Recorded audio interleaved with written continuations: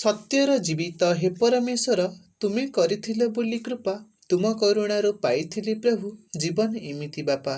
आसंतु शुणिबा बापा प्रहलाद मल्लिक स्मृति उद्देश्य तांकर सुपुत्री कवि मीनाराणी मल्लिक कविता।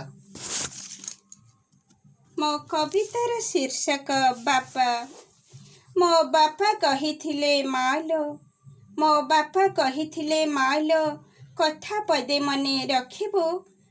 मो उपदेश माने बाट चलुथिले जीवन रे सदा जीतिबो।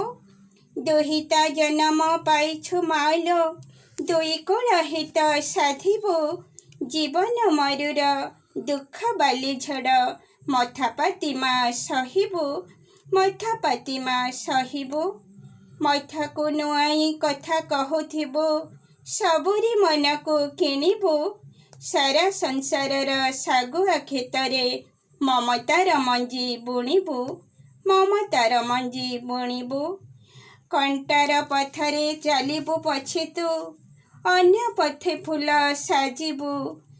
आन जने देई सुखर संधान, दुख तमसारे हजिबु, दुख तमसारे हजिबु। प्रति मानवर जीवन पथरे दीप शिखा होई जलिबु। तो चारि पाखर पाप अधर्म को पवित्र शिखारे जालिबु, पवित्र शिखारे जालिबु।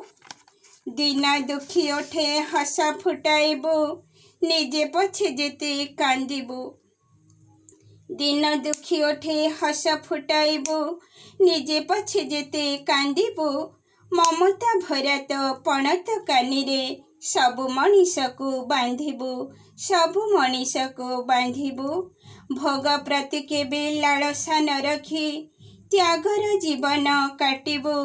प्रशंसा न खोजी निंदार मुकुट हसी हसी मा पिंधिबु, हसी हसी मा पिंधिबु।